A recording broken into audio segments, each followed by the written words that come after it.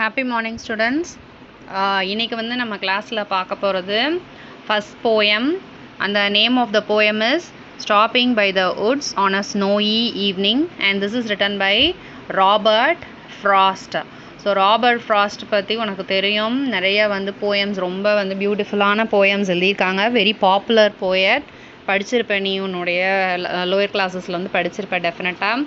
So இப்போ வந்து about the author பார்ப்போம்.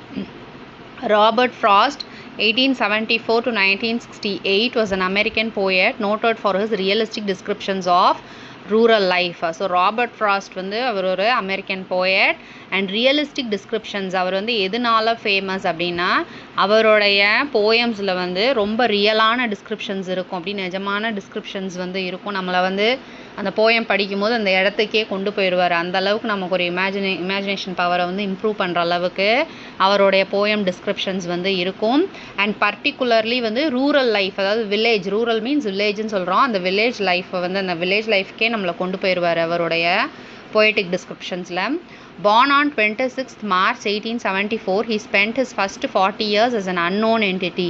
ஸோ அவர் வந்து 26th March 1874 வந்து பிறக்கிறாரு.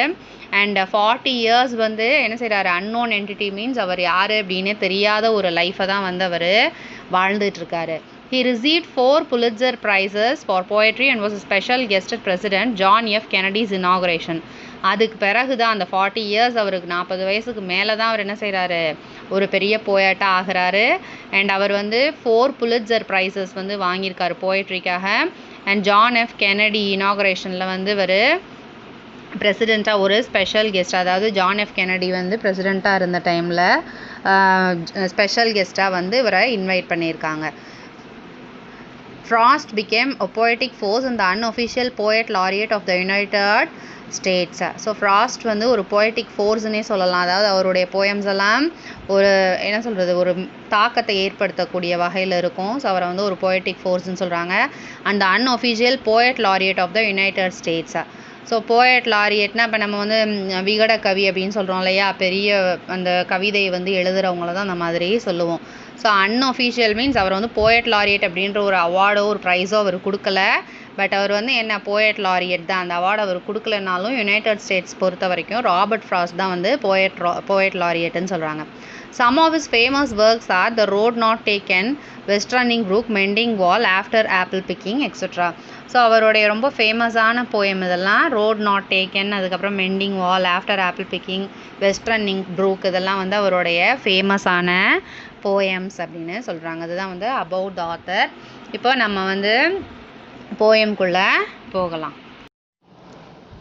So coming to the first paragraph. Whose woods these are, I think I know, his house is in the village though. So அவர் வந்து அதாவது எப்படி சொல்கிறாங்கன்னா, அவங்க ட்ராவல் பண்ணி வந்துட்டுருக்காங்க. அப்போ அந்த ட்ராவலிங் டைமில் வந்து ஒரு உட்ஸ் மீன்ஸ் ஃபாரஸ்ட், ஒரு ஃபாரஸ்ட்டை வந்து அவர் தாண்டி வர்றதுக்காக அந்த ஃபாரஸ்ட் வழியாக வந்துக்கிட்டு இருக்காரு. அந்த மாதிரி வந்துட்டு இருக்கும்போது அவருக்கு வந்து அவரே பேசிக்கிறது மாதிரி இருக்குது. Whose woods these are, I think I know. So இதெல்லாம் வந்து யாருடைய ஃபாரஸ்ட், அது வந்து எனக்கு தெரியும் அப்படிங்கிறாரு. His house is in the village though. So அவருடைய ஹவுஸ் வந்து, அதாவது அந்த ஃபாரஸ்டினுடைய ஓனரோட ஹவுஸ் வந்து கிராமத்தில் இருக்கும், வில்லேஜ்குள்ளே இருக்கும், ஊருக்குள்ளே இருக்கும் அப்படிங்கிறது மாதிரி சொல்கிறாரு. He will not see me stopping here to watch his woods fill up with snow. So he will not see me stopping here. நான் வந்து அவருடைய அந்த ஃபாரஸ்ட்டை பார்க்குறதுக்காக இங்கே நின்றுருக்கேன் அப்படிங்கிறது அவருக்கு வந்து தெரியாது அப்படின்னு சொல்கிறாரு. So fill up with snow means அந்த ஃபாரஸ்ட்டில் வந்து ஃபுல்லாக அந்த ட்ரீஸ் எல்லாம் வந்து ஸ்னோவால் கவர் ஆகிருக்கு. அது வின்டர் சீசன் அப்படின்றதுனால ஃபுல்லாக ஸ்னோவால் கவர் ஆகிருக்கு. ஸோ இந்த ஃபாரஸ்ட் வந்து ஸ்னோவால் கவர் ஆகிருக்கிறத நான் பார்க்குறத வந்து அவர் வந்து தெரியாது, அவருக்கு வந்து தெரியாது அப்படின்னு சொல்லி சொல்கிறாங்க ஃபஸ்ட் பேராகிராஃபில். Now second stanza. My little horse must think it queer to stop without a farmhouse near, between the woods and frozen lake, the darkest evening of the year. So my little horse must think it queer.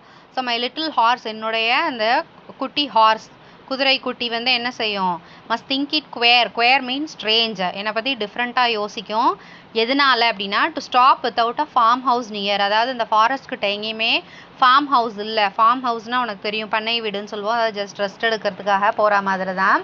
So அந்த farm house வந்து எங்கேயுமே இல்லை. அப்படி இருக்கும்போது எதுக்காக நான் வந்து இங்கே நிறுத்தியிருக்கேன், அதை வந்து இந்த இடத்துல இந்த ஹார்ஸில் தானே வந்துட்டுருக்காருன்னு சொன்னேன். ஸோ அந்த ஹார்ஸை வந்து எதுக்காக இங்கே நிறுத்தியிருக்கேன்னு சொல்லி என்னுடைய ஹார்ஸ் வந்து என்னை பற்றி டிஃப்ரெண்ட்டாக திங்க் பண்ணும். Between the woods and frozen lake the darkest evening of the year. So எங்கே வந்து அவர் நின்றுட்டுருக்காரு அப்படின்னு பார்த்தா வுட்ஸ், அதாவது ஃபாரஸ்ட்டுக்கும் ஃப்ரோசன் லேக் மீன்ஸ் ஏரின்னு சொல்கிறோம். அந்த ஏரியே அப்படி என்ன இருக்குது, ஃப்ரோஸ் ஆகிருக்கும், அப்படி பனிக்கட்டியாக ஆகிடுச்சு இந்த வின்டர் சீசனால். அந்த லேக்கே ஃப்ரோஸ் ஆகிருக்கு. ஸோ அவர் வந்து அந்த வுட்ஸுக்கும் ஃப்ரோசன் லேக்குக்கும் நடுவில் ஹார்ஸில் வந்து இருக்கார். அந்த ஹார்ஸோடு வந்து ஃபாரஸ்ட்டுக்குள்ளே நின்றுட்டுருக்காரு. அண்ட் அது வந்து என்ன சொல்கிறாங்க, the darkest evening of the year. அந்த இயருடைய டார்க்கஸ்ட் ஈவினிங் வந்து அதுதான். நமக்கே தெரியும் வின்டர் சீசன்னா மற்ற நாட்களை விட சீக்கிரமாகவே இருட்டிடும் இல்லையா. ஸோ அப்போ ஃபாரின் கண்ட்ரீஸில் கேட்கவே வேண்டாம். ஸோ அப்போ வந்து என்ன சொல்கிறாங்க, அந்த ஈவினிங், அந்த இயருடைய டார்க்கஸ்ட் ஈவினிங், ரொம்ப இருட்டான ஈவினிங்னு பார்த்தா இந்த ஈவினிங் தான், நான் அப்போ வந்துட்டுருக்கேன் இந்த ஈவினிங் தான் அப்படின்னு சொல்லி சொல்கிறாரு. So now third paragraph, third stanza. He gives his harness bells a shake to ask if there is some mistake.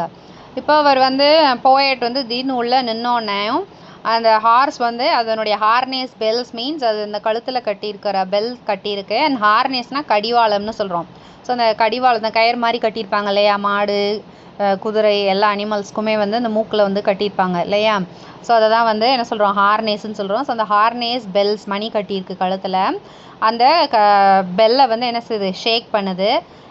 என்ன மாதிரி அர்த்தம் அது ஷேக் பண்ணுறதுக்கு அப்படின்னா, to ask if there is some mistake. அதாவது இங்கே வந்து நின்றுருக்கீங்களே, ஏதாவது பிரச்சனையா, ஏதாவது மிஸ்டேக் இருக்கா, ப்ராப்ளம் இருக்கா அப்படின்னு கேட்குற வகையில் இருக்கான். அது வந்து அதனுடைய பெல்ஸை வந்து ஷேக் பண்ணுறது. The only other sounds the sweep of easy wind and downy flake. So ஒரே சவுண்ட், அந்த ஃபாரஸ்ட்குள்ளே இப்போ இருக்க ஒரே சவுண்டு வந்து என்னென்னா அந்த ஈஸி விண்ட், அதாவது மெதுவாக அடிச்சுட்டு இருக்கக்கூடிய அந்த காற்றும், டவுனி ஃப்ளேக் மீன்ஸ் அந்த பனி விழுகிற சத்தம் அப்படின்னு சொல்கிறாங்க. பனி வந்து விழுகிற சத்தம் வந்து கேட்காது, இட்ஸ் ஜஸ்ட் அன் இமேஜினேஷன். அந்த மாதிரி ஒரு சவுண்டு மட்டும்தான் அப்போ வந்து கேட்டுட்ருக்கு. இந்த பனித்துளிகள் விழுகிற சவுண்டும் காற்றினுடைய சவுண்ட் மட்டும்தான் கேட்டுட்ருக்கு அப்படின்னு மீன் பண்ணுறாங்க. Then last answer, the woods are lovely, dark and deep, but I have promises to keep and miles to go before I sleep and miles to go before I sleep.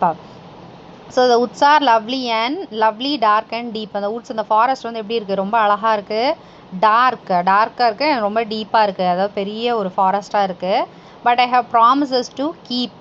இந்த wood வந்து அழகாக இருக்குது, இந்த forest வந்து அழகாக இருக்குன்னு நான் இங்கே இருந்துட முடியாது. ஏன்னா எனக்குன்னு வந்து ப்ராமிசஸ் இருக்குது, அதாவது எனக்குன்னு சில டியூட்டிஸ் வந்து இருக்குது. And miles to go before I sleep and miles to go before I sleep. So நான் தூங்குறதுக்கு முன்னாடி இன்னும் நிறைய தூரம் போக வேண்டியது இருக்குது அப்படிங்கிறாரு. ஸோ இதை வந்து எதை மீன் பண்ணுறாரு அப்படின்னா, தூக்கம் அப்படிங்கிறது எதை மீன் பண்ணுறாருன்னா death. So miles to go before I sleep means, அதாவது நான் வந்து என்ன செய்யணும், என்னுடைய கடமைகளை வந்து நான் முடிக்கணும். எனக்கு டெத்துங்கிற ஒரு விஷயம் வர்றதுக்கு முன்னாடி இன்னும் எவ்வளவோ கடமைகள் வந்து பாக்கி இருக்குது அப்படிங்கிறத தான் miles to go before means. தன்னுடைய ரெஸ்பான்சிபிலிட்டிஸ், டியூட்டிஸ் வந்து நிறையா இருக்குது. அவர் இறந்து போகிறதுக்கு முன்னாடி எனக்கு டியூட்டிஸ் நிறையா இருக்குது, அதனால் நான் ஒரு கட்டத்தில் வந்து இப்படி நின்ற முடியாது அப்படிங்கிறத வந்து மீன் பண்ணுறாரு. ஸோ இந்த போயம் வந்து அவ்வளோதாம்மா. And this is a memory poem, very important memory poem. So இதை வந்து நீ ஃபுல்லாக படிச்சுக்கோ. இதுதான் வந்து உனக்கு ஹோம்ஒர்க்கும் கூட.